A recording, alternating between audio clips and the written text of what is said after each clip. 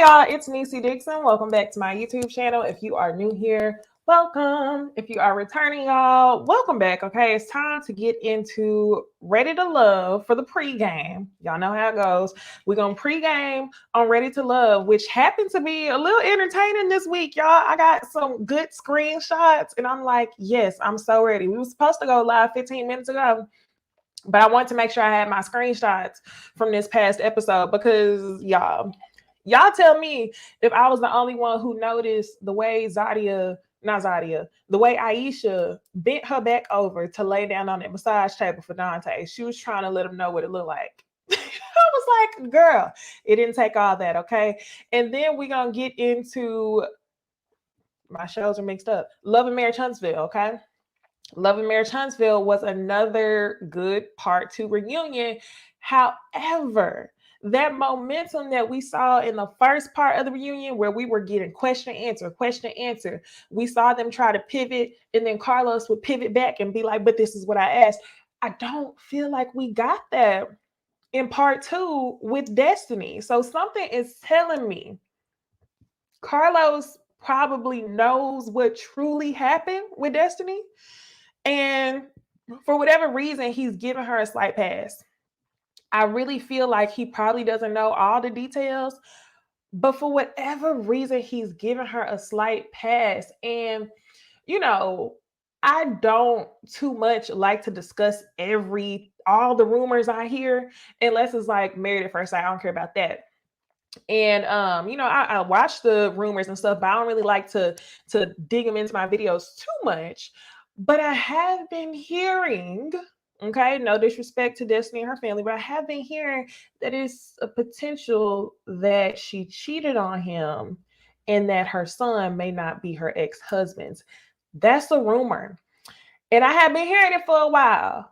And I did not want to mention it because I felt like there was no proof. There's still not any proof.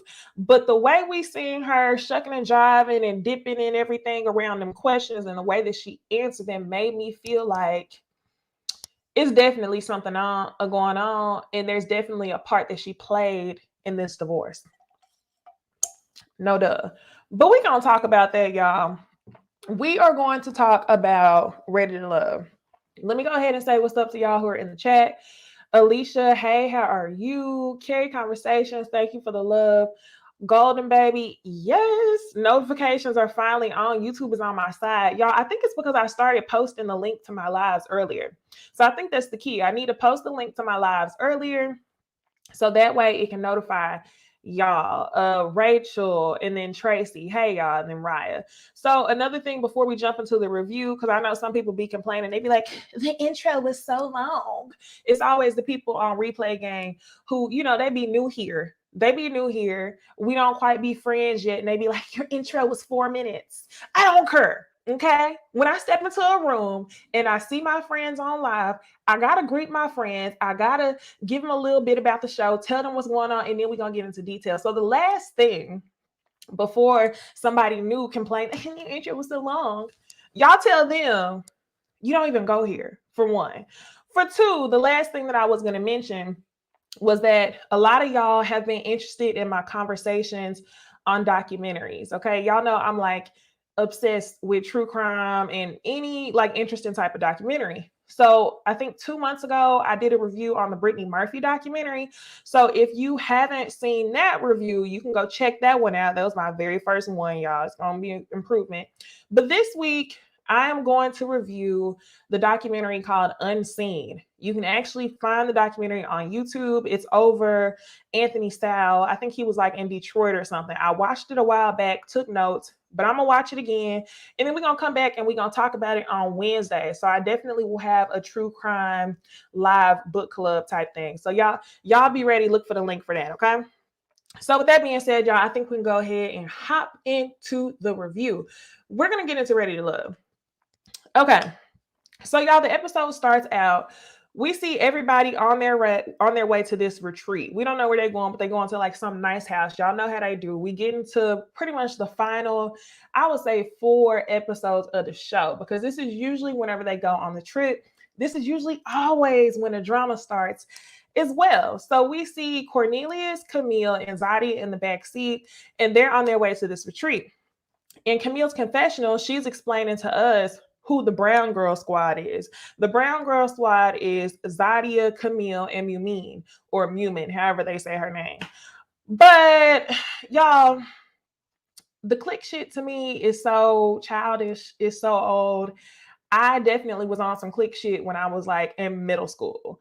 Maybe a little bit of high school too, but like really, y'all are easily 40 years old or pushing 40. The click shit to me is really dumb. But I will say, I don't see where all the animosity is coming from. I see mistakes on both sides. A couple episodes ago, y'all, I told y'all that I didn't think Zadia was wrong when we got to elimination and they were having a conversation about shrinking versus stretching. Okay. It's something with the editing on this show where I feel very strongly that I can't make a real conclusion over what happened at this dinner table. But I can definitely tell y'all some things that I think Zadia should have done differently, but I don't think it's as deep as everybody's making it seem. Or if it is that deep, we're not seeing it because they're editing everything out. So the way I feel about this Brown Girl Squad, I think the name is dumb. That's all I feel about the name. I know it reminded me of what we saw last season when we saw Chris Anthem and Stacey. Chris Anthem and Stacey were annoying as hell. They were definitely giving click vibes, very much giving light-skinned girl click vibes, but they never said it. They never labeled themselves as like the light-skinned girl click vibes. So that's another reason why I'm looking at this brown-skinned girl group kind of like, I guess it's whack. That's all I have to say. Camille says in the car when she's talking to Cornelius that she feels that the weekend is going to be full of drama, and she seems to be excited about the drama. She's laughing. And Cornelius is like, that's a red flag. Then they start talking about whenever we get married, this is what we gonna do, and we get a house and blah, blah, blah, blah. And Cornelius says, well, I think we should just take it day by day. It's one step at a time. And whenever he says that, she kind of gets an attitude. So you can tell that now all of a sudden, Cornelius has some reservations about moving forward in his relationship with Camille. Hey, J-Dub. Hey, Nafisa's daughter. J-Dub, he says, yes, I have to agree. J-Dub says, if Sabrina and Sydney started the light and brights, the internet would be on fire. Yes, they would be on fire. And that's why I have to say this brown-skinned girl group is dumb. It's whack. J-Dub, you think that the freaking frat group is different? I have to disagree, friend. I have to disagree. Freaking frat that we saw last season that I'm talking about Stacey and Chris Anthem last season. Them two, they had this aura about them where they thought they were like the baddest girls there. They were hella annoying. I think that the friendship group is extremely similar. The only difference is they didn't label themselves as the brown skin girl. So while both groups of girls from both seasons, this whole title thing is whack as hell, I think it's different because, like you said, we have to apply. If freaking frat called themselves the light skin squad, it would be worse. So this is just y'all whack, okay? So now, y'all, the next thing we're going to talk about, Walter and Sabrina. Walter and Sabrina are on their way to the trip. They're riding together. And Sabrina then says to Walter, do you consider us being a couple yet? And Walter goes, he kind of hesitates. Then they jump to his confessional. And in his confessional, he says that he's only feeling two people and he doesn't want to complicate things at this point. Sabrina then says in the car that she don't want people to be in their feelings about her and Walter. So she's ready to compete. Now, Sabrina also reveals to us that she was an exotic dancer for 10 years. I'm not surprised. Not one bit. I am not surprised. I actually saw a picture of Sabrina somewhere on the internet, and she was wearing like a swimsuit, had like this long black wig, and she was giving every bit of I'm an exotic dancer. So I'm not surprised. One thing that Walter says, though, that surprises me is he says, it's not so much a taboo for a girl to be an exotic dancer these days, but he did want to see if it was going to be a red flag or not. And I was thinking to myself, Walter, we met your ex-girlfriend last episode. You gonna tell me them highlighter nails wasn't a red flag? Like, not even just the nails being highlighter. It was the fact that the nails was out here. Okay, so Walter, if you ain't really got no type like that, or if we saw your ex in the book of the Guinness World Record for the long nails, like, you should probably get along fine with somebody who was an exotic dancer. I'm just like, I don't even know why they added this in here. So now, y'all, we move from the couples being on their way there to now talking about the arrival. Whenever everybody arrives, they're talking about who they're feeling at the moment. Zadia, of course, she says that she's feeling both Naeem and Dante. Dante said that Zadia was his number one, but the feeling is not being reciprocated. And then he gives us the vibe that he's definitely moving on to Aisha. Walter and Mumin, okay?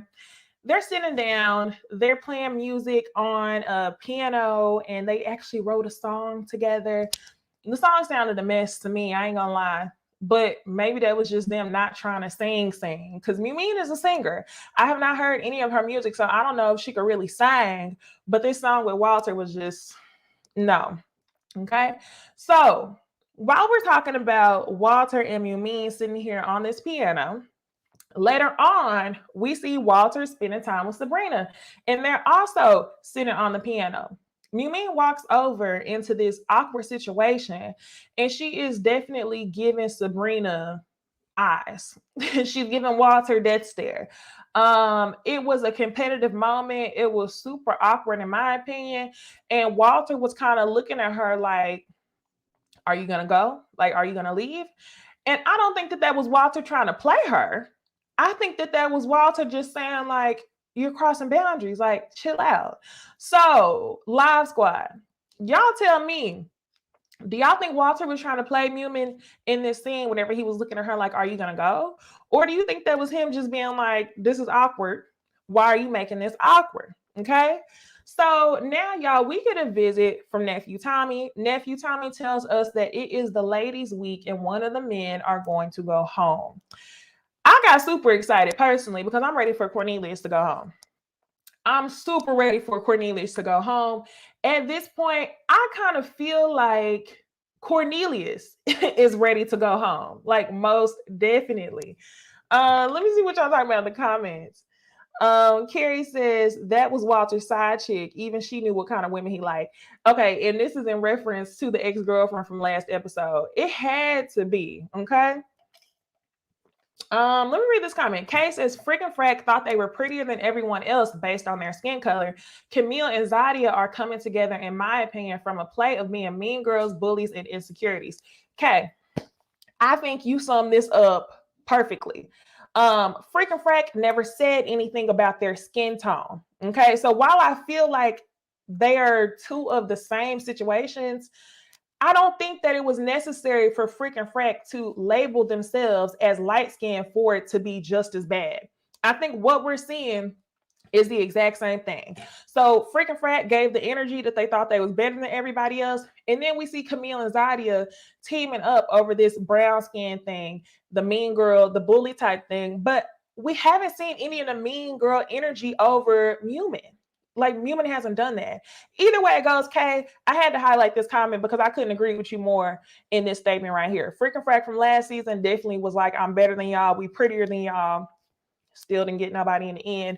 And Camille and Zadia are bitter. They just seem very bitter. I have to say that. But I'm also going to tell y'all, I don't feel like they're showing us enough evidence of what has happened. What I mean by that is I don't think that Zadia is not a mean girl. What I'm saying is they're not showing us the worst parts of Zadia on camera because it seems like everybody on the retreat was on the same page that Zadia was in the wrong, that Camille was in the wrong. But we didn't see exactly where it went. We didn't see what it was, okay? I don't think I saw where it was. Y'all tell me, okay? So now, like I said, I was excited for Cornelius to go home, finding out that this was the men's week. Now, y'all, once we do that, the couples disperse and everybody is hanging out by the pool. We see Frank and Sydney. They say that they like each other. Sydney's like, Frank, Frank, Frank, Frank, Frank.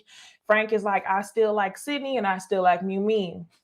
I don't really care what's going on with Sydney and Frank. Frank, I told y'all, is real lame, real GQ. I don't like how corny he is. He just tries so hard to impress the women that I feel like the authenticity is just not there.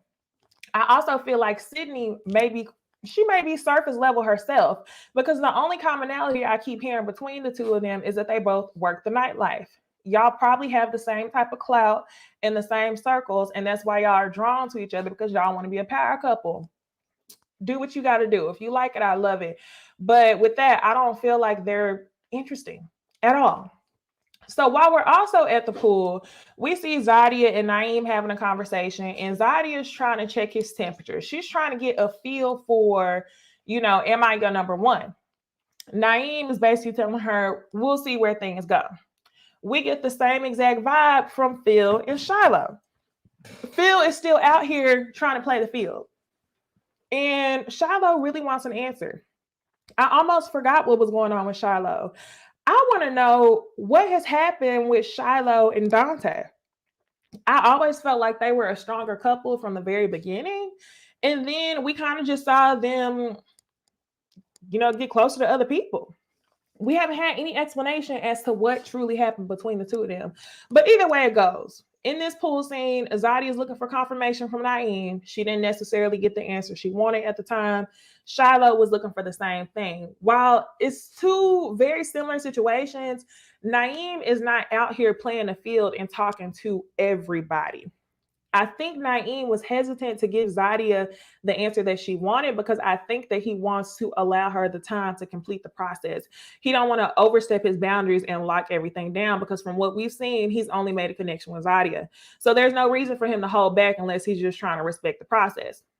On the other side of things, we've seen Phil before everybody. We've seen him still making connections with Aisha throughout this trip, even though I feel like everybody and their mama could see that Aisha and Dante were all over each other. So, Shiloh, like, you might end up with Phil at the end of this, but let's be real. Once the show is over, I don't think that you and Phil have made a deep enough connection for y'all to actually create something beyond this. So, I would just say, if I was you, I wouldn't be pressed on in Shiloh. So next, y'all, we get into Mumin. Mumin is at the side of the pool, and she's talking to Walter, and she is feeling some type of way. She's saying that he was acting real different whenever he was with Sabrina. And then he just calmly and patiently explains to her, we're going through a process. I know you're dating other people as well as I'm dating other people, but I don't know what goes on when you're on those dates. He says, I'm going to respect your boundaries and I'm going to allow you to figure things out. And I hope that you do the same thing for me. Don't be catty. And she was like, what are you talking about? Be catty. And he says, well, I saw the way that you looked at Sabrina whenever we were in the piano room. And she was like, oh, no, I wasn't being catty.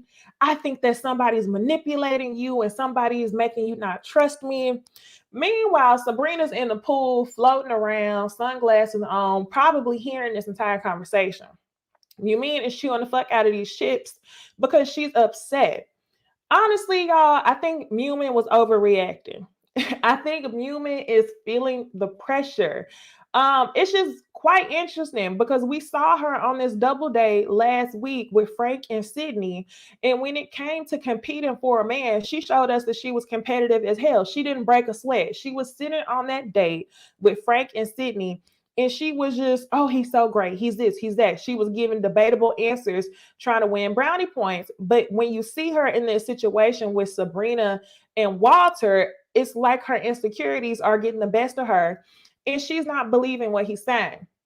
I did hear on Twitter, somebody said on Twitter that Mumin said that it was something that we didn't get to see. Okay. I told y'all this show definitely, edits their footage with iMovie because there's so many things that I see that's definitely being unexplained.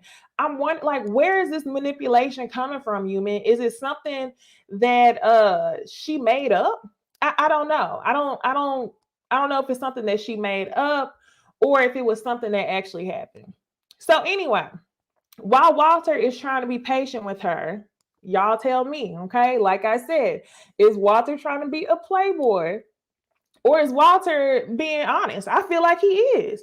I feel like you standing in that piano room with him and Sabrina was hella awkward. I think it was a little bit unnecessary as well. So, I mean, in this situation, I'm a Walter. So, Newman gets upset and then she ends up walking away. Now, on the other side of things, we see Aisha and Dante getting along in the kitchen. We find out that they have been just dating over the phone. They haven't really hung out like that, but they really do like each other. Another thing I thought was cute was whenever she was going through the kitchen, she said that she got some vegan options for Dante. And she was like, I throw down in the kitchen. My ring size is a size 7. So it seems like this relationship between Aisha and Dante came late, but it's coming super, super fast. And they seem to be like, hey, you my number one, I'm your number one. I feel like we see this from season to season, but for some reason, I feel like Aisha and Dante might be a good match. Reason being, Dante has 3 baby mamas, 3 kids. I think it's safe to say this man don't need 4 baby mamas and 4 kids. Aisha, on the other hand, she already has her 2 kids. She doesn't want to have any more. So I think they might work out when it comes to that. Okay. Aisha doesn't seem like she enjoys being in drama, but she does speak out when necessary. She has some points. Whereas Dante seemed to be namaste, fly above it all. I think they might actually be a good match. And I'm wondering if I said this before, but Aisha and Dante, I think Aisha, Dante is probably your best bet. Y'all tell me in the comments, are we here for Aisha and Dante? Carrie says they will be. Aisha and Dante. Yes, yes, yes, yes. Queen Christine says Dante was giving Aisha the eyes. Love to see the real chemistry. Yes, they were giving each other the eyes. Okay. And I have to say, y'all, this episode, I feel like they probably smashed. I feel like they probably smashed. And I have the screenshot because there was a moment in this episode where I was like, bloop. That's where she gave him the green light, and they definitely did. Okay, and then A-Lane, she answered my question, or he answered my question where it says Walter was being honest in a mature way. Wasn't evasive, just honest. I agree, 100%. And then Kay, she says Dante and Aisha were giving vibes. Yup. Okay, so we're here for it, okay? I'm here for the 2 of them, definitely. Y'all be with each other. I'm not mad at it. So, after the pool situation, we see Camille and Cornelius again, y'all. They annoy the hell out of me. It's mainly, I can't even say it's mainly Camille because Cornelius gets on my nerves as well. I hate that Cornelius is hella passive. He's scared to say anything to her. He just getting along with the getting along. Like you just there trying to get shows, trying to find somebody to bring home. You're not bringing any like humanness. Like Cornelius, we don't know nothing about you besides the fact that you claim you're religious. We don't know what you like to really do on the weekends. It's just given very much dry, very much pick me, and you don't really care how crazy Camille presents herself to be. So that to me is just so annoying. So in this scene, I was also annoyed and a little bit disgusted that she ends up buying him a gift. She bought him a necklace that says God is greater. And she wants to remind him that God is greater than all of the rocky moments that they've had in their relationship when they both have wanted to call it quits, but they continue to persevere and move on through these situations. Y'all, this wasn't any old gift. This was a pick-me gift. This was a proposal gift. This was a stand by my side. I'm trying to make it seem like we're so deep into our relationship, even though we're not. This was also a dog tag gift. So that way, when he walks around, everybody will know that you own this man. Camille hated the gift. Cornelius seemed to be faking his impression. He was like, oh, thank you. Cornelius, you're not feeling this girl like that. Y'all are doing nothing but wasting each other's time. Camille is delusional. Cornelius is desperate for somebody. Okay? Somebody. So both of y'all need to go home. I have to see what y'all said about this gift right here. When Tay Talk says it's both of them. Yes, it definitely is both of them. Kay, what does LDE mean? Oh, little dick. Kay, you killing me. Yes, I'm not even mad. Nothing you're saying is wrong here, Kay. So it is very much giving LDE. Because you're allowing her to basically play you, and you're just like, whatever. Camille is throwing you against walls and you flying wherever she wants you to go. It is so annoying to see both of them. Keisha says, I need both of them gone. A says Camille is a definition of crazy. Crazy is in the eyes. Yeah, I hate it. J-Dub, that necklace was a tracker and Cornelius better wear it every day. Facts. It was definitely a tracker. It was definitely giving ownership. You wanted everybody to know who he was with. The part that bothered me, I have to say, is the most is whenever she tried to make it seem deeper than what it was. You know, parts where we wanted to give up on each other, but we didn't. In what scene did you want to give up on Cornelius, Camille? When? Okay, never, really. Never. There was never a time. Every episode, Cornelius is looking like he's considering on if he should tell you the truth about if he's into you or not, or into women or not, but whatever. So now, y'all, let's go ahead and get to this dinner scene. This was the main part of the episode. I am going to tell you, I feel like a lot of people come on here wanting me to say that Zadia is the worst person in the world. And in my opinion, I don't think that they are showing enough to make her look like the bitch that everybody's reacting to her to be. Okay. Don't get me wrong. Zadia may be doing some extremely bitchy things, but they're not editing it the right way for me to give her all the smoke. I have to see the full circle picture for her to get the full amount of smoke. Something in this scene was very weird, okay? So, the first thing that I have to call out, okay, and it's given very much LDE, shout out to Kay, is whenever Cornelius is sitting next to Camille at the dinner table. Camille then says, you need to get up and sit in front of me so I can see your face. Your face. And that's why I'm doing those eyes like that. He gets up, he listens to her, and he says, okay, yes, ma'am. He sits across from her. That was weird. That was controlling. And everybody in the room was looking like, what the fuck? Aisha in her confessional was like, Cornelius, blink twice if you good. No, for real, blink twice if you good, because that was hella weird. So then they're talking about how, you know, it's getting real. Everybody's starting to be friends, and it's cutting to the white meat. Cornelius says, yeah, it's getting real. It's getting real. It's cutting to the white meat. And that's where Camille says, you ain't got to worry about nothing. I did a sprint. Some of y'all did a marathon, but you're good. And that's where everybody's like, what are you talking about? Aisha says, it's great that y'all have a connection, but what if he goes home next week? And as soon as Aisha says that, Camille says, I'll fuck y'all up.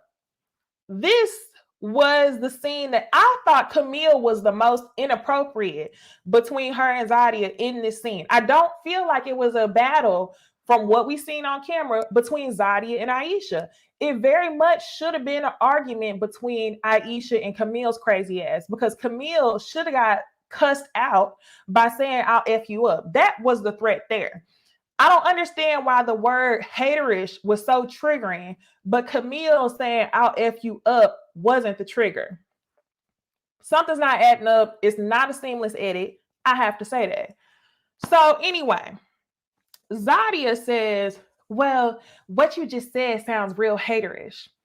The reason why I think Zadia inserted herself is because she's trying to show Camille that she's down. Camille came to the table with the agenda to incite drama. And that's what she did by saying, I'll F you up. Zadia, you should have sat there and ate your MF food. You calling Aisha a hater was not even necessary. Nothing about what Aisha said, in my opinion, was her being a hater. I think it was just the reality of the situation. It's like, Camille, how are you going to tell us, oh, no, but you good. Oh, you going to F me up if we vote your man off. And that's what probably would have got you cussed out. Not the fact that Zadia said it was haterish. Zadia should have sat there and ate your food. Okay. So while Zadia and Aisha are arguing back and forth over this hater word, which to me was dumb, Camille is sitting there in this bottom picture looking like she don't want to be there no more. And this is where I'm also annoyed. Camille, you came to the table, drama was incited because of you. And then whenever your sidekick came and tried to have backdoor, and you see that y'all look foolish for having a childish ass argument, you're sitting there looking like you trying to make some tears, or either you're just so annoyed with the entire situation when this whole thing went down because of you. Somebody send Camille home, somebody send Cornelius home, and on network, I need better editing, because it seemed like the general consensus when they got up from the table was that Zadia was poking the bear multiple times at this dinner. From what we saw, it seemed that she had only poked the bear that one time by calling her a hater. So I would like to see the unedited scene. Maybe y'all can upload it to y'all's YouTube channel. I would like to see where she poked the bear next. And that's not me saying that she didn't do it. That's just me saying that I want to see it. Okay. So I hope y'all didn't expect me to just go off on Zadia even worse. I think it's fair, exactly what I'm saying. Queen Divinity. She says, have I heard the rumor that Zadia and Camille are actual cousins and not just friends? No, I haven't heard that at all, but I wouldn't be surprised. I wouldn't be surprised the way that they're acting at all. Harold, he says they all should have reacted to Camille in her threat. Aisha reacted to Zadia calling her a hater for telling Camille.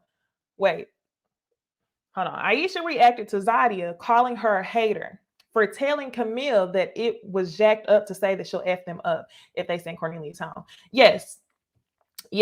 I think that she should have been reacting to Camille. And that's why I'm saying I feel like it's something that we're not seeing. Keisha, this comment right here. Keisha says Camille wants a son and not a man. Absolutely. Those are the vibes that I'm giving, and it's really annoying to even see. So anyway, that whole dinner situation happens. Aisha pipes up in response to Zadia. Wish she should have seen it. Hold on. I'm reading my comments right here. Monique says, Necey, next week when Zadia is screaming and pointing her finger in Dante's face, I need you to give her all the smoke and a little more. Okay. That's cool, Monique. That's what I'm saying. I will call them out whenever they're wrong, but I need to see. And I don't think they gave me enough for me to give her all the smoke like they're saying. And Sierra, she says that the collective doesn't like Zadia. I noticed that. I think that the collective, with reason, probably dislikes Zadia, but on network is not doing a good job showing me why I should dislike Zadia the way that they do. So y'all need to do a better job editing. You know what would be cool? Y'all, when y'all finish watching this video, go ahead and share it on Twitter. Mention Zadia, because I want Zadia to come on. That'd be cool if she can come have brunch with us and she can tell us what it is that we haven't necessarily been seeing. Because even her and Mumin are saying that there's footage that they're not showing. Like Mumin, who says that, the whole manipulation thing with Sabrina, there was something that we haven't seen. Tell me what it is. Okay, so I'm ready to move on from this. So Aisha gets up from the table. She is still hot about the hater's word. There ain't no hater in me, blah, blah, blah, blah. Phil picks up. He runs over. He's having a conversation with her, trying to get her to calm down. Dante, which is now her main man, comes over. He's trying to calm her down, okay? In my opinion, y'all, I do think that Aisha should have had that smoke for Camille, not for Zadia. I think that Aisha continued to go on being upset because she liked the attention that she was getting from Phil and Dante. I ain't gonna lie. So even if somebody had to say something to this brown skinned girl collective, I think that Aisha enjoyed the attention that she was getting from the men trying to tell her to calm down. So Zadia ends up having a conversation with Dante, and I greatly appreciate this conversation that Dante was having. Dante didn't just back Zadia up and say, okay, what you did wasn't cool, but you cute. He basically told her it was childish. You were poking the bear, and then she played dumb. And then he said, well, you're doing the same thing right now that you just did to Aisha. Zadia's feeling some type of way because she says that she doesn't like that Dante is siding with Aisha. And she says in this scene, if there was ever an indicator of who he chose versus Zadia or Aisha, it was in this scene that she knew that he was placing Aisha over her. Childish. So now, y'all, we see Aisha having a conversation with Phil. It seems as though they were still talking about this dinner scene. And then Dante pulls up in this silk robe. And y'all know when I told you, I feel like there was a moment in this episode where I was like, they smashed. Look at this second picture right here, y'all. Dante pulls up real smooth, takes Aisha off of Phil's hands, and he's like, hey, I know you had a long day. This is something you deserve. I want to give you a massage. Aisha, girl, I ain't mad at you. But you're not going to tell me it took all this bending over and back arching to lay down on this massage chair. I ain't never been to a massage therapist and bent my back over the way you did. But girl, good for you. I thought it was funny. Was it this scene for y'all when y'all noticed that as well? Student life. I agree. She says, or they, I thought I saw Aisha change outfits and was still going off. Yes, was still going off. I was just like, come on. I don't get it. Yes, Monique, this is the comment. Monique says Zadia went from a favorite to my least in 2 weeks' time. The editing is horrible. I feel like it was just 1 week. It was literally 1 week where things just completely flipped. And I was like, what is going on? So back to this booty tooting picture. Keisha says, is her booty tooted up? Yes, her booty was tooted up. She was ready, okay? So anyway, they seem to be having the vibes, and Aisha then says to Dante that nothing compares to the relationship that they have now. She said these past couple days, and even though they haven't had a real life date, no other connections that she has made compares to this. So he is her number one, and she laid it down on the massage table, and he was rubbing on her. He was massaging her booty. Okay, she wanted to do. So now, y'all, we get to the ladies' lounge. The ladies start to bicker again. They start arguing about this hater word, about how Zadia and Camille think they're better than everybody and that there's no respect from them amongst the group. I think that's fair. I believe it. I just haven't seen it. I would like to see it some more. So anyway, Tommy ends up having to check all the women because this shit is childish as hell. And he says, I don't want to hear nothing about that. Let's talk about the love. And I was like, yes, Tommy, get the girls in line, get them in order. So Sabrina says that she's feeling Walter. In the same breath, Mumine says that even though she was feeling Walter, now she's confused about the way that he's acting and she doesn't really know where their relationship is at. Aisha, she says that she's choosing Dante. As soon as she says Dante, Zadia's ears go up, and she explains to the group that she feels like Dante is putting her in the back seat for Zadia. Then all of a sudden, she big ups Naeem, talking about how great Naeem is, how Naeem is giving her the space that she needs to complete this process, yada, yada, yada, yada, yada. Zadia chooses Naeem, okay? Aisha says she feels like Zadia is doing that because she feels as though Dante is off the table now. Aisha, I have to agree with you. Zadia is getting in where she fit in. She doesn't feel that energy being reciprocated from Dante anymore, so now she's moving on to Naeem. So then the ladies start talking about their bottom two, and they talk about Cornelius because Cornelius has been tied down, strapped down, locked up, throw the key away with Camille. And then they talk about Naeem, how Naeem is pretty much friend zoning everybody. So we finally get to the elimination dates, and we see Zadia on a date with Naeem and Camille on a date with Cornelius. What I thought was very interesting was that these are two couples who actually like each other. So it wasn't no regular, like, you're going home. You know, usually the tail sign is whenever somebody who you don't really talk to asks you on a date. But these are two, more serious relationships. Camille shows up to the date trying to force herself to cry. The entire time she's forcing herself to cry, Cornelius and his emotionally unavailable ass is sitting there telling her, it's going to be okay. What are you crying for? It's going to be okay. Cornelius, you think that this is your get out of jail free card. And I think that Cornelius is low key excited, hoping that he gets to go home. Like, oh, well, they sent me home. We can't be together, because he's too afraid to actually tell her how he feels. So in this situation, they end up leaving it on to be continued. But in my opinion, I think that it's going to be Cornelius going home. And if Cornelius goes home, I hope that she goes ahead and self-eliminates. Ugh, queen. She said it annoyed her how Zadia and Camille were holding hands. Yes, everything about Zadia and Camille, down to the way that they interact with people, it reminds me of the way freaking Frack would interact with people. It's giving codependency, it's giving high school, but I need y'all to show me better scenes. And I guess I'm going to get that scene next week, because Monique just said that she going to be putting her hand up in Dante's face. I'm going to get that scene. And I do know that sometimes On Network will upload clips from the episode that we didn't get to see. So I'm hoping that they upload the entire story.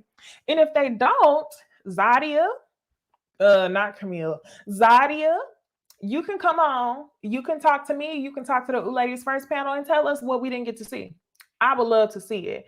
So y'all know we got one more show to review, but before we get into the next show, I need y'all to like the video.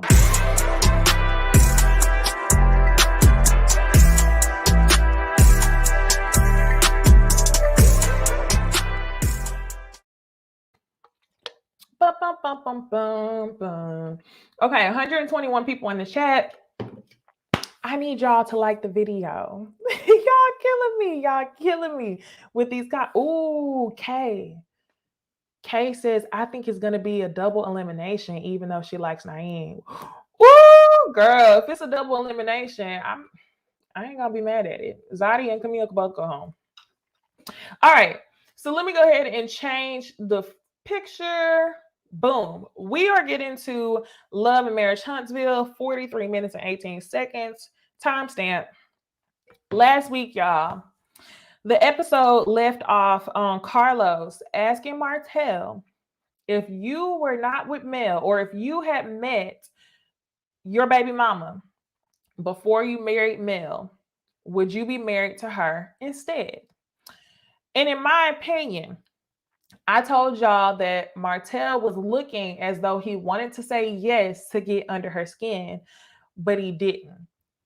Honestly, I think the answer is no, because if he wanted to be with this woman so bad, I feel like he would have went ahead and married her, being that, he is now divorced. You're a free man, Martell. You want to be with this lady, go ahead and parade her around instead of keeping her in the dark if you're so much so in love. So Carlos asked him the question, would you and this woman be married?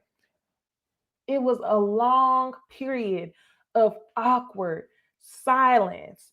And then Marceau answers for him. And Marceau says, no. And they're like, Marceau, you don't have to speak for him. And Martell says, I don't want to answer that question. Y'all, Martell, you didn't want to upset your baby mama, because I know behind closed doors, you probably hyping her up. You kind of wanted to upset Mel, but you still have feelings for her. So you didn't want to go that far and really just crush her spirit to another level. So you decided not to answer the question. Another thing I have to call out to y'all. Y'all, during this reunion, guess who had their clown mask ready? Mel had her clown mask ready for Martell. And it made me think about our little brunch meetings, y'all, because I always have the clown mask ready for the clowns. And I was like, that is such a cute coincidence. Or maybe she sees my reviews. I don't know. But hey, Mel, that clown mask was too cute. So now, y'all, Carlos continues to talk about Martell. And he says to Martell, it seems like you were in love with two women. He says, for whatever reason, it seemed like maybe Mel wasn't enough for you to just love her, that you had to have both women. And that's where Mel interrupts, and she says, I was enough. She said, I was enough. It was just greed. And I'm actually glad that Mel stepped up and said that. Because I don't think Carlos was saying she wasn't enough, but Carlos was saying maybe in Martell's eyes you weren't enough. So for you to say, no, I was enough for him, it was just greed, you were literally calling it exactly what it was. So Mel talks about a situation where he just could not stay away from this woman. She then explains, if this woman is your entire restaurant, then why are you still messing around with other people while you're with her? Mel, thank you. Mel, I'm so glad that you asked that question, because I feel like Carlos almost changed the optics of Ariane. Y'all know on YouTube, Funky and everybody else who does these TV show reviews, the viewers, they call Ariane coleslaw. They call her the side chick. And when Carlos explained the question in the way that he did, he made it seem like Ariane isn't just some side piece. Like, he loves her just as much as he loves Mel.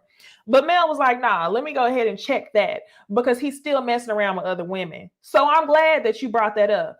Martell absolutely didn't deny it either. It was exactly what Mel says it was. I love that Mel has clarity of her situation that she had with Martell. Mel, it is so hard for people to go through something and not convince yourself that it's not really what it is. Like, you don't understand. Your mind has the power to gaslight yourself. And I can see that Mel has removed herself from this situation, that she's done some healing, and that she can actually call a thing, which is that, yes, I was enough woman. Yes, Martell wanted two women at the same time. And it's not that he just wants this woman right here. He wants more women than her because he's still in these streets. So shout out to Mel for answering that. One of the moments that she brought up that was crazy to me was that she says he actually pulled his back and he couldn't even walk around the house. So she went downstairs to get something for him. And when she came back upstairs, this man had crawled over to another side of the room and was texting this woman off of another phone. So as many times as he told her that he was done with her, he just could not stay away from this side piece. And it's not just a side piece. He's just a greedy ass man. And that's just what it is. Okay. I don't like how in some way it felt like they were putting Ariane on a pedestal. She was a side chick. He was married to Mel. She was a side chick. Martell wanted a wife and a girlfriend. And I don't care if she ended up being the mother of his child. The fact of the matter is, she started off as a side chick. You knew he had a wife that he lived with. You knew she had the bulk of his money. You knew he was parading his wife around on TV. His wife. You were the side chick. He called you a what did he call her? Something that starts with a P. I'm losing the word, y'all. But he disrespected her on national TV. For whatever reason, Martell does not feel confident parading you around as though you are equally respectable as his wife. Peasant. I appreciate y'all. Harold, Claire, Tay Talk. He called her a peasant. So even though Martell wants to say, well, no, she has a degree from the same place as you. Let's be real. Martell, if you felt like this woman was equally as respectable as Mel, you would bring her around. You're already getting the hate, Martell. People already don't like you, Martell. I think people would respect you more if you lived your truth. But the reality is, your truth, in my opinion, isn't that you just want to be with this woman. Your truth is that you wanted a wife and a girlfriend. And now that you no longer have a wife, the side chick will remain the side chick while you still mess around with other women. So I'm glad that Mel definitely has a grip on her situation and a grip on the way that Martell thinks. So that way we don't assume that Ariane is better than what they're trying to make it seem like. Like, she was a side chick. That's all it was. So anyway, What else? Now, y'all, Carlos ends up asking the men, have you seen Martell when he was, in the same room, or have you seen him interact with Ariane? And Marceau says, yes, I've seen them together. Maurice automatically answers, no. It was funny to me because I'm like, you're not going to tell me that Maurice hasn't seen them interact, but Marceau has. Maurice was nervous. He didn't want to insert himself in the drama. He didn't want to make it seem like he was complicit in Martell cheating on his wife, because then he backtracks. And that's where Marceau ends up saying, we went on a guy's trip. We were in Atlanta, and then she ended up showing up. So then we find out, yes, Maurice has seen him interact with the girl. But then he backtracks and he says, well, I feel better about staying because it's not so much that I'm being complicit. It's the fact that I have influence over my friend if I stay. No, that's like saying, I don't support people doing drugs, but if I sit there with them while they do drugs and tell them how bad it is, maybe they won't do it anymore. No, it doesn't work like that. Whenever you don't support somebody in a situation, you need to walk away. And especially knowing that Mel, that made you look bad in the eyes of his wife, because you were in fact complicit with what was going on. And I think that Kimmy explained it the best way. The other thing that Marceau ends up telling us is that Martell is completely different whenever he's around Ariane. I believe it 100%. Carlos says he's different in what type of way. And that's where Marceau says, he's a little bit more aggressive. Aggressive is right. Y'all, Martell was lacking something, and Mel knows that. That's why he was never fulfilled enough with Mel.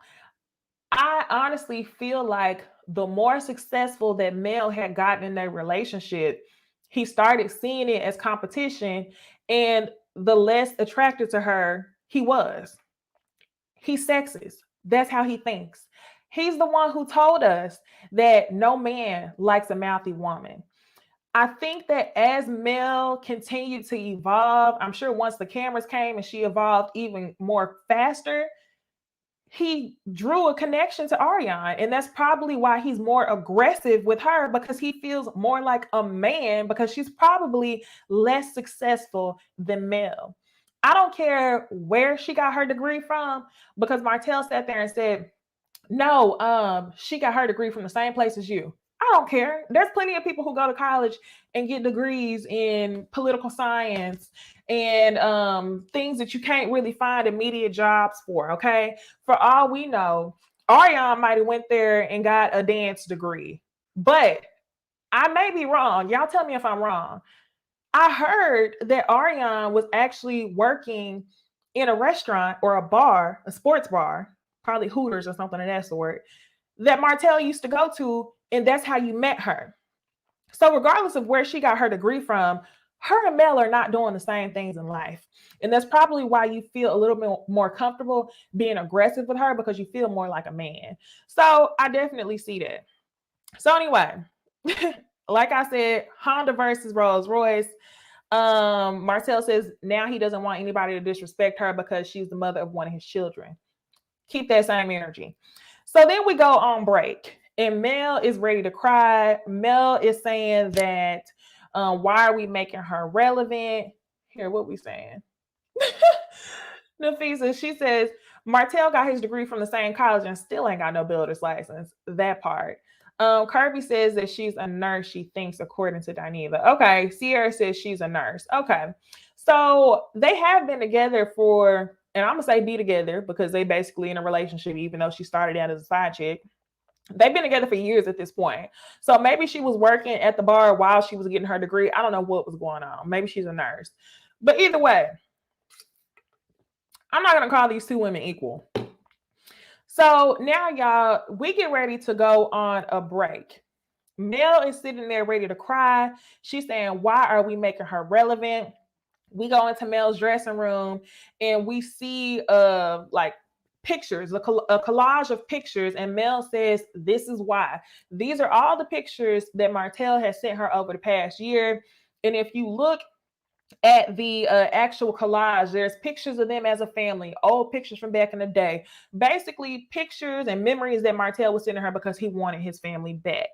So she's sitting there crying. She's saying, "I hate Huntsville. It's a gray cloud over my head." And honestly, Mel, I feel you. Mel, I can see that. Every time we see you, it's always some negativity involving Martell. It's always talking about Martell and his side chick. So even though, excuse me, even though this show has been great for Mel in terms of business, it seems like if she's ready to move on, she can't, because she's always going to have to be talking about what Martell has going on. Some of y'all, some of y'all are asking some really good questions.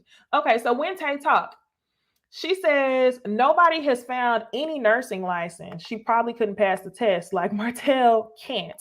Claire says that she was a nurse's assistant. So we don't know what this woman does at all. But just like Sierra said, the side chick can never be equal to the wife. Okay, Tracy, good question. She an LPN or RN. That is that is a big difference. And then somebody had mentioned something about the clown mask. That part made my day, y'all, when I saw her use that clown mask. Here we go. Melanie Manson, she says Mel needs to give you credit for that clown mask because she knows she got that from you in an interview. No, for real. I feel like I always pull up the clown mask for him all the time. Thank you, Keisha, for the compliment on my hair. Okay. So anyway, she's crying to her mom. Mel is crying, saying that she hates Huntsville. I feel bad for her because this show has elevated your level of success. But it is a cloud because you're going to have to always be talking about it until you can move on from one thing to the next. And it doesn't seem like the audience wants you to move on.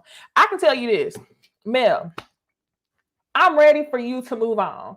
Whether that's seeing you go on a couple dates on the show, whether that's seeing you do things with business more. And quite honestly, y'all, I'm ready to see Martell move on as well. If Martell wanted to show us his other family, it would be messy as hell, but I would watch it. I just don't want to see y'all arguing anymore. Like it's just very tiresome. And I definitely think that that is the gray cloud.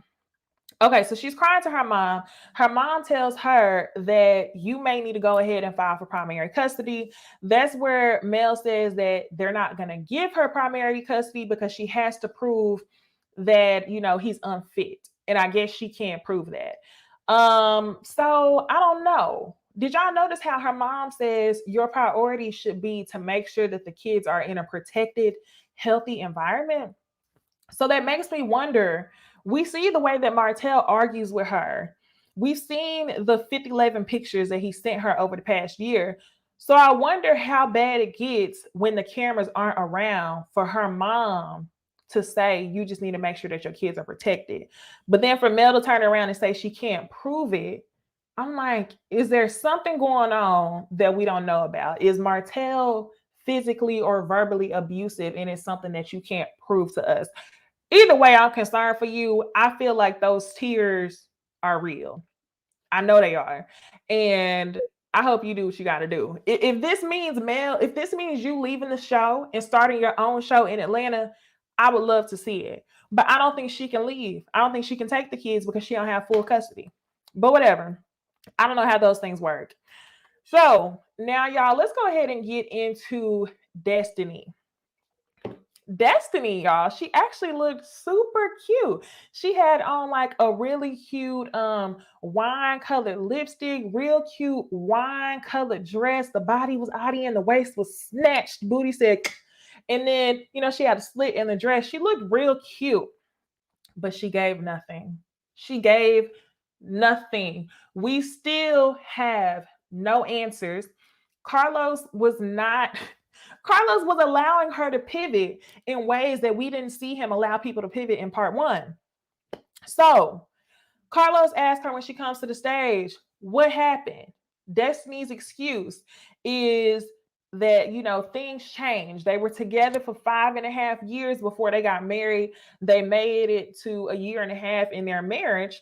And then we find out that he filed for divorce 3 weeks after she had their son. I was like, damn, this is why, y'all. This is why. Number one, I have to say, I knew Destiny was coming there and she wasn't going to give us tea, because I'm tired of people using COVID as excuses for everything. Okay. I ain't gonna lie, I done it before too, though. Because whenever I get ready to plan for my wedding in April, we was like, we love our cousins, but don't bring your kids due to COVID restrictions. Like, your kids ain't about to eat off of me. So no, I understand that. But back to this TV show, okay? So she gives the excuse for things changing throughout COVID, which is why their relationship didn't last. That's a big ass excuse, because you tell me what husband and father is going to decide to break up his family 3 weeks after his son is brought into the world. Now, at the beginning of this video, y'all, I was telling y'all there were rumors, and I listen to the rumors. It's something I definitely talk about offline, but not nothing that I like to involve too heavily into my videos unless there's proof. There were rumors that Destiny's son may not be LeBarrick's. Okay. Didn't want to speak on it, but I feel like that may be true. It may be a possibility. I have no proof, but that definitely sounds like a reason for a man to file for divorce 3 weeks after the child is born. But on top of that, she's telling us that he's still continuing to co-parent. We don't know if he is. But my thing is, if the child wasn't his, would he still continue to co-parent? Or do you think it was something where maybe he found out that she had cheated and then he questioned the paternity of his child and then he broke up before he found out that the child was his? I don't know. Either way it goes, we didn't get answers. It's definitely, bringing up question marks around my head about whether or not this rumor may be true. So then Carlos ends up asking her, are there things that you can and cannot speak about? Destiny then ends up telling us that initially she was fighting for her marriage, which is why she didn't want to say anything whenever things were bad. One hot second.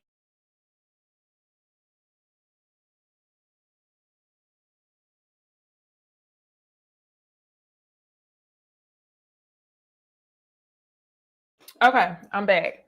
So Destiny, she tells us that initially she was fighting for her marriage, which is why she didn't want to say anything when things were bad. I thought that was interesting because I'm like, what do you mean fighting for your marriage? Something would have had to happen for you to feel like it was a reason for you to fight. Interesting. Okay, bet. Because all of it seemed to come so fast that I don't think there was really a period of you fighting for your marriage, unless it was like right before you had the baby. It was just so many question marks. We didn't get any answers. Carlos didn't hold you accountable the way that I wish he had, which gives me the idea that Carlos probably knows that there's something that you're uncomfortable talking about and something that could possibly make you look bad, because she's never had anything bad to say about him. She's also saying that he didn't cheat on her. She's also saying that she's choosing not to speak on certain things for the sake of the baby. What is going on, Destiny? What is going on? And then if y'all notice in her flashback, in the flashback clip that they play of Destiny this entire season, they show a point where Destiny is talking to Tisha and she says, nobody wants to hear about your sad story. I'm like, okay. And then also the simple fact that you kept acting to us like it wasn't a big deal that you were divorced. You gonna tell me that 3 weeks after you have this man's child, he files for divorce. And it's not a big deal? You haven't even healed yet. So you literally never had that family dynamic. That's the worst situation I could think of, literally. Because women are single mothers every day, which is a sad situation. But imagine 3 weeks after you having a kid, he leaves. And you're gonna tell us that it's not a big deal. Sure. So anyway, they start having conversations about this last name thing. And while I think that they had some good points, this entire segment of whether or not she should have taken his last name was nothing but a distraction. Destiny was going to allow everybody to run off with this conversation as long as they wanted to, because this wasn't the reason why they got a divorce. They told us a long time ago, y'all. Okay, previous seasons, LeBerick wanted her to take his last name, no hyphen, nothing. So they're saying, oh, well, maybe that's why he left. Really? Really?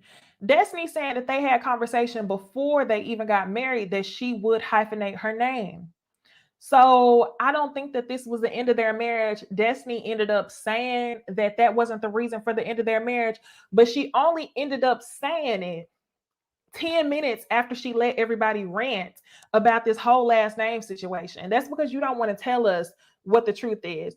So I have to say, y'all, in this scene, Destiny was given as much transparency as Tiffany. Destiny is just as transparent as Tiffany, which is about transparent as mud, clear as mud.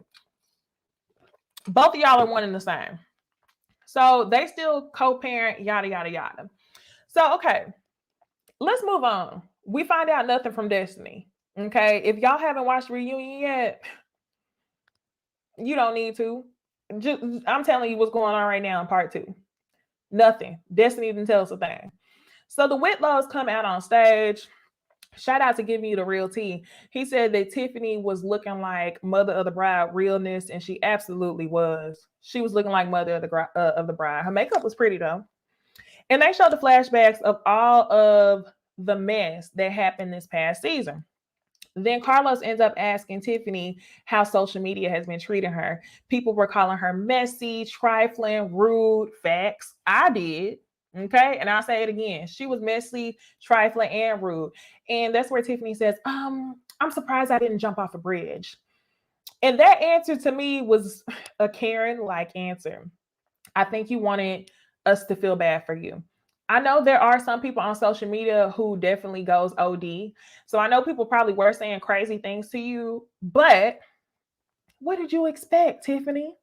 You came on the show and the first interaction we had with you was you outing that someone's son was smoking vape pens. You came on the show talking about kids. Like, what did you think was going to happen, Tiffany? Now you want us to feel bad for you, and you came on here talking about kids. And I said in my reviews for a long time that Kimmy and Maurice was so delicate with you. They really should have went off on you for talking about their kid, but they were so respectful, so polite, so patient. So what did you expect? If you didn't get the smoke from them, you was definitely going to get the smoke from the internet. So the next thing they started talking about was if the Whitlows are bullshitting the world. And they absolutely are. Everybody on the stage says that they know that there are things that the Whitlows have not revealed on TV, things that they have neglected to share. And I wish that they would have told us exactly what it was. So, like I said, they talk about Monster on the show. Kimmy says that she was stunned. And she also said, shout out to Kimmy, okay? Y'all, I have to say this every single time. We interviewed Kimmy on Jaylee's Corner channel back in the summer. And we were telling Kimmy that we didn't really like how the issue at hand turned from, oh, Tiffany was spilling tea about a kid to all of a sudden they tried to make the issue about, oh, Maurice should have told you. No, the issue wasn't about the communication in Kimmy's marriage. The issue, in my opinion, starts with Tiffany talking about a child. And Kimmy mentioned that when she was on the stage. Kimmy said she didn't appreciate how the conversation moved from this to that. And I was like, oh, look at us.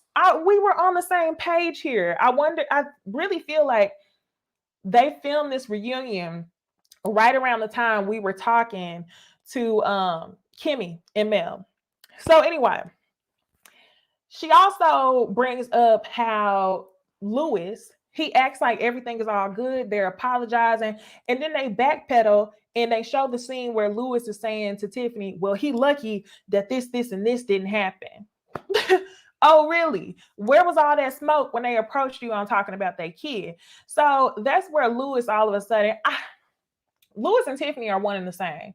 Louis seems to be this very respectable man. When he's wrong, he says he's wrong, but he doesn't mean it. They're both grade A bullshitters. Anytime they want to bullshit, they always have to call something a challenge. I have to challenge you as a friend, this, that, and the third. So when Kimmy challenges him and says, well, if you apologize, why were you talking to your wife and saying we were lucky that this, and this didn't happen? That's where Louis says, well, there's no more buts. We don't play about kids and we apologize. No, Louis, that was him trying to dead end the conversation. The conversation would have been dead ended if you stopped talking about their kid, you apologized and you left it at that. But you didn't leave it at that. You went home and you pillow talked to your wife like you didn't take what they were saying seriously. So I really wanted them to continue to light them up some more. But no, the Lewises are grade A bullshitters and they know exactly how to end a conversation when they want nobody. Whenever, yes, like Kay says, Kimmy had her foot on their neck. They know how to end a conversation when they want the foot off their neck. Okay. I'm just like, come on. So anyway, they start asking, are they being transparent? And that's where Kimmy tells us that she heard that Tiffany got fired from the chamber. Tiffany then says no. But the way she answered no and didn't give any further explanation tells me that she was probably fired in the way where it's like, we're going to ask you to resign by the end of the day. Like, we'll ask you to resign rather than pack your shit out for you. That's the vibe I was getting. So then they ask Marceau what he thinks about their relationship. Marceau then says that he feels like they're good. They're good in the first year. They only been married for 11 months, but that doesn't give them the right to advise on marriages in general. Louis then starts saying, well, I've been married before. This ain't my first time around. I could give you some pointers in your relationship. There's some things that you're probably not seeing or things you don't want to see. And I have to agree with Marceau in this situation. While Marceau and Tisha's relationship has their issues, Marceau definitely knows how to debate. Okay. Definitely knows how to debate. Marceau says, by you saying that y'all both have failed marriages, that's like saying, I lost 7 basketball games. I can tell you how to win one. It is. It is. That's exactly what it's like. So it's just comical to hear y'all married for 11 months. Tiffany, who can't even really articulate what it was that she wanted more of in her last marriage, trying to advise marriage advice to other people. It doesn't make sense at all. So then Tisha, this is where you went wrong. Tisha says, everybody who comes on the show that's new, they always want to give me and Marceau marriage advice. But we've been married the longest, so y'all need to put some effing respect on our marriage. Tisha, you put some respect on your marriage. Marceau, put some respect on your marriage. And then people won't be talking about you as much on the internet. So I'm just like, Tisha, you should have just sat there and ate your food. Because Marceau had a really good point and he was making excellent points against the Whitlows. Let me read some of y'all comments, y'all. I think this part 2, it was cool, but really, Destiny didn't even have to come up there. Destiny did not have to come up there. Destiny didn't give us anything, no answers. Carlos, you know that Destiny has a secret to keep. And it's very much giving that Destiny is a large part of the reason why they are not together. Because the way that she can just be so, you're not going to tell me. You're not going to tell me that a woman is going to be cordial like that with a man who left her 3 months after having his kid. Or not months, 3 weeks after having his kid. That was wild. I left out a scene where Martell was being sexist and telling everybody how no man wants to be with a mouthy woman, blah, blah, blah, boom. And then after wherever Mel has the clown mask. Martell, don't nobody care about that. But yeah, Destiny, girl, you could have stayed at home.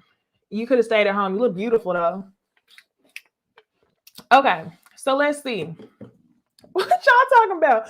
Mari says Tiffany had the same dress that Dennis' mama had on. She was just missing the chandelier on her head.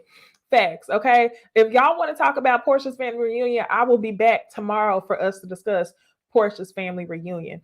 On top of that, y'all, I told y'all I'm starting my whole documentary thing. The documentary that we're about to discuss this week is called Unseen, Unseen, Unseen, and it's on YouTube. Y'all can watch it on YouTube. I'll be back on Wednesday so we can talk about the mess of it. J Dub says Tiffany equals Karen. Facts, okay? Yup, Claire. She says Kimmy came to this reunion ready to call everybody on their bullshit. I am so glad somebody had to do it. Somebody had to do it. Ooh, this comment. Claire again. She says Maurice left Kimmy to confront everyone by herself again. Maurice ain't ish. I don't understand. I don't understand why Maurice doesn't feel the need to step in. I don't know why. Wish he did. Wish he did. Tay Talk. She says, I think Lewis is just trying to take up for his wife because he knows she's wrong. He just don't want to go against her in front of everybody. You see how quiet she was. Facts. Because she was wrong. She was letting him answer all the questions and bullshit all the stray bullets that they were getting because she knew that she was wrong. Okay, Sugar Shan says, I respect good marriages. Just because y'all did this jail bid together doesn't make you any better than anybody else if you hate it most of the time. Simply put, okay? So y'all, I hope that y'all are all subscribed. I love doing Sunday brunches with y'all. But going forward, I think that I am going to change the comments to subscribers only. Not members. Members cost money. Subscribers are free. Subscribers only. So make sure that y'all are subscribed. So that way you can actually be in the conversation. You can formally be a part of the brunch club. Because if you haven't made that commitment yet, I'm like, what are we doing? What are you doing? Okay. So yeah, y'all, that's all I got for this review. I thought part 2 was straight. Okay, if you're here late, go back, watch the replay, go ahead and watch my review. I'm ready to love. But with that being said, I will see y'all tomorrow to talk about Portia's family reunion. And then, yeah, I guess I'll see y'all on Wednesday for the documentary. Bye.